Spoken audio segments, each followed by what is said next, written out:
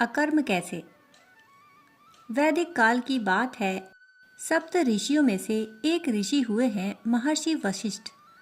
महर्षि वशिष्ठ राजा दशरथ के कुलगुरु और श्री राम के आचार्य थे।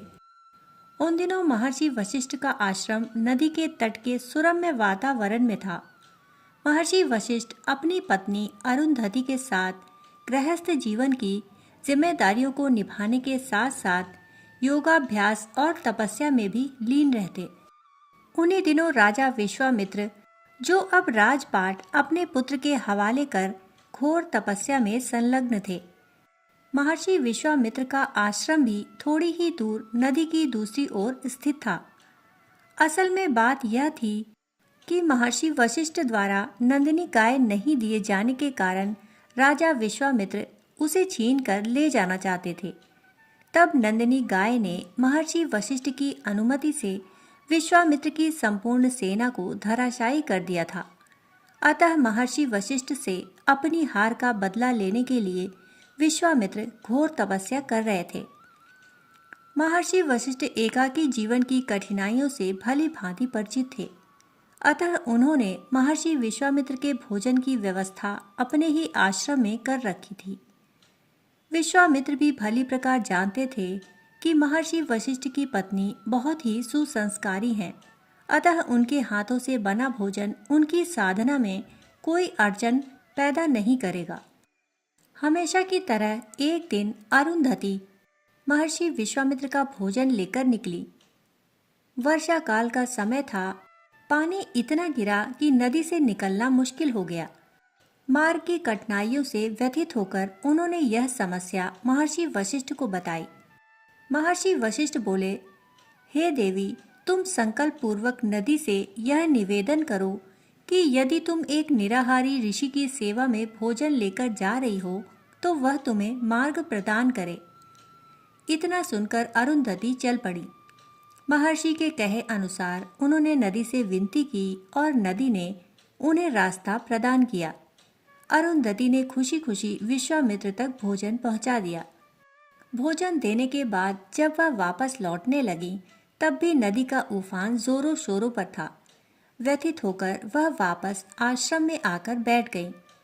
तब महर्षि ने वापस लौटने का कारण पूछा तो वह बोली, ऋषिवर, नदी का उफान रुकने का नाम ही नहीं ले रहा। लगता है आज यहीं रुकना पड़ेगा। इस पर महर्षि विश्वामित्र बोले, हे देवी, इसमें रुकने की कोई आवश्यकता नहीं। आप जाइए और संकल्प पूर्वक नदी से विनती कीजिए कि यदि मैं आजीवन ब्रह्मचारी महर्षि की सेवा में जा रही हूँ तो मुझे रास्ता प्रदान करें। महर्षि के कहे अनुसार अरुंधति ने विनती की और नदी ने रास्ता दे दिया। वह पूर्ववत अपने स्वामी के पास लौट गई। जब घर आकर उन्होंने प्रार्थना के साथ किए गए संकल्पों पर विचार किया तो उनका माथा ठनका। उन्हें आश्चर्य हुआ कि यदि मैं महर्षि विश्वामित्र को प्रतिदिन भोजन देकर आती हूँ तो फिर वह निराहारी कैसे हुए, और जबकि मैं अपने पति के कई पुत्रों की माँ बन चुकी हूँ तो फिर ये ब्रह्मचारी कैसे हुए, वो भी आजीवन। अरुंधति बहुत सोचने पर भी इस रहस्य को समझ ना पाई। अतः वह दोनों प्रश्न लेकर अपने पति महर्षि वशिष्ठ के पास गई और पूछने लगी।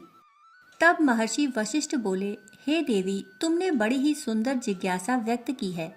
जिस तरह निष्काम भाव से किया गया कर्म मनुष्य को कर्मफल में नहीं बांधता, जिस तरह जल में खिलकर भी कमल सदा उससे दूर रहता है, उसी तरह जो तपस्वी केवल जीवन रक्षा के लिए भोजन ग्रहण करता है वह सदा ही निराहारी है, और जो गृहस्थ लोक कल्याण के उद्देश्य से केवल पुत्र प्राप्ति के लिए निष्काम भाव से अपनी पत्नी से संबंध स्थापित करता है वह आजीवन ब्रह्मचारी ही है।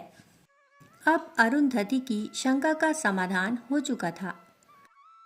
इस दृष्टांत से हमें यही सीखने को मिलता है कि असल में कोई कर्म बुरा नहीं है, बल्कि उस कर्म के प्रति आसक्ति बुरी है। जहाँ आसक्ति है वहाँ दुख होगा, और जहाँ दुख है वहाँ बंधन निश्चित है। दोस्तों, कहानी सुनने के लिए आप सभी का बहुत बहुत आभार। फिर मिलते हैं ऐसी ही पौराणिक कहानी के साथ। तब तक के लिए धन्यवाद।